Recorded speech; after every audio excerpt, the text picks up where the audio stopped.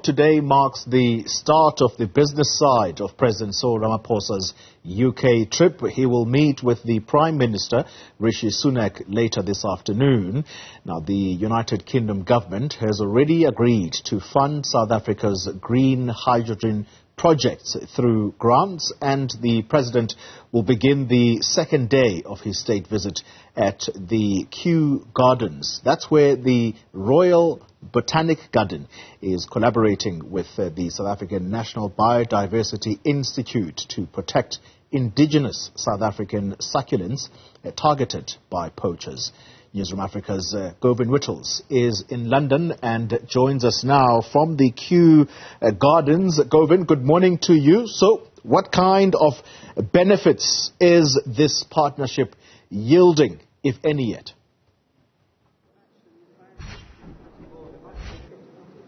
Well, the benefits are mostly to do with conservation, Oli, and this is a long-standing partnership between the South African Department of Forestry and Fisheries and the South African National Biodiversity Institute and the Kew Gardens, the Royal Botanic Gardens here at Kew. And of course, it's not just about the protection of these succulents that have become victims of poaching, essentially. These succulents indigenous to the western side of South Africa, and they occur in the wild between the Northern Cape and going into Namibia through the Galagadi Trans-Frontier Park. Take a look at some of them and you'll see here that most of them are being used as houseplants. That's why they're being poached in the wild.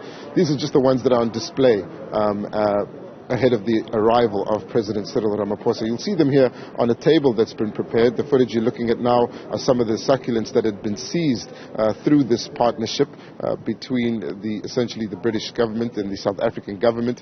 The President here to take a look at some of the benefits of this partnership. And to put it into perspective, right now we're in a place called Temperate House. It's a massive greenhouse, and here you'll find a number of different indigenous plants from the countries around the world. It's the largest greenhouse in London, in England, and it's where the President will come to observe the area specifically dedicated to South Africa. And in that area you'd find some of the indigenous plants, the cycads, of course the aloe, and it's not only about protection of some of the plants, as I said, it's also about the conservation of the seeds. And let's discuss some of this right now. Before we do, take a look at this map, Oli. Every single red dot that you see on this map is an area where the collaboration between the British government and South African National Biodiversity Institute has collected seeds. It's essentially a giant seed bank that's been in the making for over 10 years. You'll see it stretches across the country from the Northern Cape all the way past Port Nolloth over the border to Namibia to KwaZulu-Natal on the edges of Lesotho all the way up to the top of northern KwaZulu-Natal, and then there's a massive cluster of collection of seeds that's happened in the Western Cape, particularly around Cape Town. Of course, you know the fauna and flora that occur in Cape Town's world-renowned for the diversity. Let's talk about some of this now, and joining us to discuss it is Dr. Tim Pearce. Dr. Pearce, thank you so much for your time. You've been working on this project for quite a while. Just tell us about the benefits that it has for South Africa and for the British people.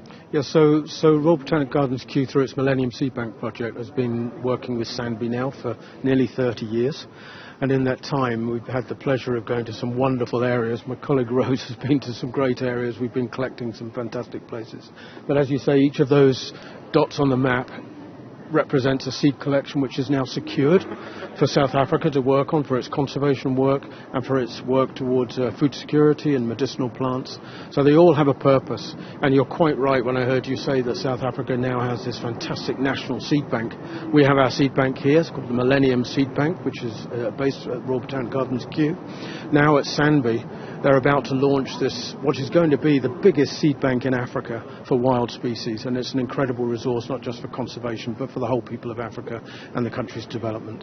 Why is this important for the future of South Africa and Britain? I like to think that plants, when you look around you, you've taken some great shots of Kew, this is like a treasure chest of genes that have particular traits that might help us in the future. So we've had particular interest in those species that are related to crops. So when we're thinking about developing agriculture, developing new crops for a shifting climate, then we delve into the treasure chest of genes that you see around you. And seeds are just another plant. They're a living organism. So we're able to use this seed resource as a very quick way of identifying all those really useful genes and all those useful traits that plants have. Not only that, but seeds, of course, are the propagules that we need to grow up these plants to make sure that we're not losing anything in the wild. So for many, you've got 21,000 species of plants in South Africa, give or take. Many of which are highly threatened. They're highly endemic, which means that they only grow in South Africa. So this whole Cape Province down here is one of the global biodiversity hotspots for plant diversity. And many, because of urban expansion, many of these things are going to go extinct if we're not careful. Seeds provide that resource to get those plants back into the wild.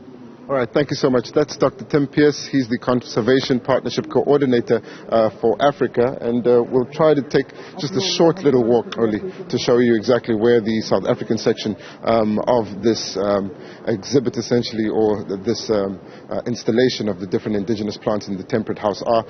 And most of them that are here are, of course, succulent plants, the aloe being the most famous, some of them the cycads that I've mentioned before. And Dr. Tim Pearce mentioned a little bit earlier the diversity of plants, of seeds that are in the seed banks and why it's necessary for conservation. We know that the Department of Agriculture and specifically Forestry and Fisheries have developed seeds that are up to 20% drought resistant, which they've started rolling out in sections of the Free State, where we're now entering the area where the South African plants are being kept. It's just a short way through, and then we should see it once we pass through this other area. Of course, here you'll see some of the aloes already, and the President coming here not only to take a look at the conservation of these South African indigenous plants, but also to look at what could be used in potential agro-processing ventures. We know that some of the aloes that occur in South Africa indigenously that are being kept here in this Kew Gardens greenhouse are being studied by the scientists in Britain who hope to have agro-processing facilities set up using some of the health benefits. You saw the succulents that are being kept for house plants, but of course over here we also have some of the cycads that are currently being protected because they're being poached and have started to derive some value, especially in Limpopo. And the President will also get an exhibition here at one of these cycads, which is currently the focus of a conservation effort between the British government and the South African government. The partnership principally between the South African National Biodiversity Institute and the Royal Botanic Gardens here at Kew Gardens, and some of these people that we spoke to a little bit earlier working for CITES as well, most of them off on a conference trying to lobby for more protection, particularly of the cycads at that conference. And the President will enter into a roundtable discussion with some of the conservationists here, as well as representatives of the British government, to talk about how they could strengthen the protection of some of these indigenous plants from South Africa. It's back to you for now. Govan Whittles, my goodness, thank you very much for that educational lesson. I felt like I was in a biodiversity class. Thanks indeed, Govan Whittles. We'll catch up with him a little later. All right.